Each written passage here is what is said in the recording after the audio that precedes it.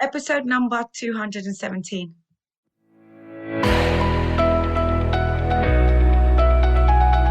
Hello, you're listening to the Career Changemaker podcast. Having the courage to leave a career that you have worked hard to build and try something else can be tough. So in each episode, we dive into key career change strategies so that you have a clear understanding of what is required to transition into a new role or a new industry without feeling like you have to start at the bottom or have to take a massive pay cut, because ain't nobody got time for that. If you are ready for frank and honest discussions about how to become a career change maker, keep listening. I'm your host, lawyer turned career strategist and executive coach, Janine Esbrand. Hello, how are you doing? I hope you are well. So I'm going to be talking about how to become top pick for the role that you really want. I've been talking about different aspects of visibility and how you can make sure that you are positioning yourself for the types of opportunities that you want. And so today I want to talk about becoming the top pick. The reason why I think this is important is sometimes when we are looking at the things that we want and looking at the opportunities that we desire, we are very much focused on what we want, which makes sense. It totally makes sense that we're focused on what we want, but that isn't the only element, that isn't the only thing or the only perspective that we need to keep in mind when we are positioning ourselves for opportunities. Here's the thing, when we are thinking about our career development and our career advancement, oftentimes we're focused on where it is that we want to go, what it is that we want to achieve, why it is that we want to achieve it. And it makes sense. If you think about how we are educated and how the education system is set up, it's all about what it is that you do with the information that you learn. So you learn some things over a period of time, and then you need to retain what it is that you learn, and then you need to be able to regurgitate what it is that you've learned in an exam setting. So it's like learn it, retain it, regurgitate it. Whether or not you're able to retain that information and able to deliver it on an exam paper or deliver it verbally, that is the thing that determines whether or not you get a good grade. So it's almost like the time that you spend digesting that information, there's a direct correlation between that and the output. It's like, well, if you have revised, if you have paid attention to what it is that you've learned, then you're going to end up with a good result. And for some people that works. For the people who are able to retain a lot of information who have the patience to sit down and revise and then have that information reformatted in a way that is aligned with what the examiners are looking for, it works. For some people, it doesn't work so well because maybe their brains aren't wired that way. That's a whole conversation for another time in terms of education and how it's all structured. But I think it's important to pay attention to that when we're considering how we then operate in the workplace. So sometimes many of us are taking that same mentality into the workplace, that the amount of time that you spend on something has a direct correlation to the outcome. And it doesn't always work out that way. So when you think about, if you are a professional, if you are someone who works in a corporate setting, oftentimes there is that mindset that I need to be seen to be showing up, and I need to be seen to be committed. And the way that I demonstrate that is by the amount of time that I spend in the office. So that FaceTime culture where it's like, well, I need to spend more time in the office, or I need to show that I am online for a longer amount of time. I need them to be able to know that I am working hard. That is something that people either naturally do, subconsciously do, where it's like, if I'm not spending a lot of time on something, then they're going to think that I'm not actually working hard. And it isn't always the case that the more time that you spend, the more output that there is. Like, have you ever been in a situation where you've been drafting an email, or you've been working on a report, or you've been working on something for a while, and really you've been sitting at a blank screen for a long time? So it's like, yeah, I'm working on this thing, but things aren't clicking. Like, you're sitting there, you're trying to work on something, you're trying to produce, but for whatever reason, you have writer's block. For whatever reason, you're not able to fully articulate your thoughts. And so you're spending a lot of time on something, could be hours, but the output isn't there. So it's like, you could spend a long time drafting something, come to the end of it and be like, this isn't even good, delete. But then on another time, in another instance or on another occasion, you might say, do you know what, I'm going to take a break from this. You go out, you have a run, you go for a jog, you walk the dog, you do whatever, and you come back, and within 20 minutes, you're able to draft that thing. So you could have spent a couple of hours and not create anything, or you could spend 20 minutes and create something that's brilliant.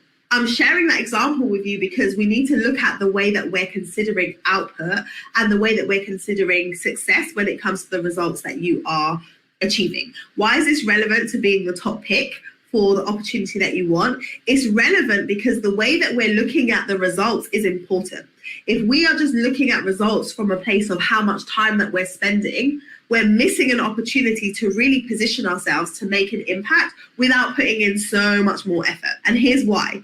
If you are working for an organization and you are really cognizant of what it is that they're trying to achieve, and when I say they or they, I'm talking about your team, I'm talking about your organization. What are they actually trying to achieve? When you are clear on that and you understand what the goal is, even if this is a target organization, so if you're not looking for a promotion but you're looking to move elsewhere, if you understand what it is that is important to them, then you're able to properly diagnose what results actually look like, what good results actually look like. Because if you are just working hard but you're not working hard at the right things, then you're not moving the needle and you're not getting results that matter. Whereas if you are clear on what the results are that they're looking for and what it is that they're trying to achieve, you're able to tailor and target your effort in the right place. And so if you understand what it is that they're looking for, if you understand what it is that they're trying to achieve, then you're able to be more strategic and intentional about what it is you're spending your time doing and what it is you're spending your time talking about and amplifying and demonstrating when you're going through an application process. So what you're able to achieve and what you're able to do and what you're able to deliver is aligned with the result that somebody is trying to achieve and where someone's trying to get. Then you become a no-brainer solution. Like you become a solution to a problem. In organizations, ultimately, they're trying to achieve something. That's why they exist. They're trying to increase their profit. They're trying to expand market share. They're trying to impact lives. They're trying to do something. So if you are making sure that what it is that you are delivering as a solution through the work that you're going to be doing, if you're able to make sure that that is clear and there's a clear alignment between that and what they're trying to achieve, you become the no-brainer. It's like, oh, she gets it. She understands what it is we're trying to achieve, and she knows how her existing experience is going to help us get there. And she knows how her expertise is aligned. And she knows how to spend the time doing the things that actually move the needle versus just doing busy work. So if you are somebody who's saying, I want to position myself as the top pick for the type of opportunity that I want you to start thinking about, how am I actually approaching the work that I'm doing? How am I actually approaching how I'm speaking about, or how I am positioning myself, or how I am marketing myself as an option? Am I doing it from a place of what I want and what I know and what I can do? Or am I doing it from a place of what they want, what they need, what I can help them with? Because the latter is actually the thing that's going to get you noticed more. Because most people will say, okay, as soon as they're looking for an opportunity or they want to do something new with their careers, the first thing that they focus on is, I need to update my CV, I need to update my LinkedIn profile. And when I'm working with clients and they come to me and we're at the beginning of the process and they're like, okay, Janine, I know I need to update my CV and my LinkedIn profile. My question to them is like, with what? If you don't yet know what it is you're targeting, and if you're not clear on what it is the organization needs or wants, what exactly are you putting on your LinkedIn profile? And what exactly are you putting on your CV? Because whatever it is that you put on there is going to be very generic and not targeted because you don't even know what you're targeting yet. And so that is a very like me-focused situation. Like I need to feel like I'm making progress. I need to feel like I'm doing something. So I'm going to jump in, I'm going to update my documents. It's like, it's not about what you need to feel. It's about what are you trying to do and what are you trying to achieve for the organization that you want to move into.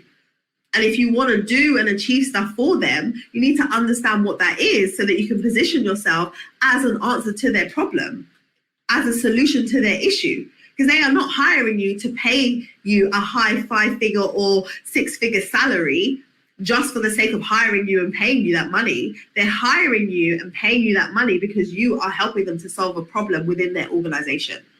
So understand what that problem is first, so that you can position yourself as an answer to that problem. Okay, so that is how you're going to position yourself as top pick for the role that you really want. It isn't about just jumping straight in and updating your CV or your LinkedIn profile. It isn't about just saying, okay, what are my transferable skills? Yes, all of those things are relevant. All of those things matter, but in the right order, at the right point in the process. So I hope that is helpful for you. That is what I wanted to break down today. Thank you so much for joining. Bye. Hey.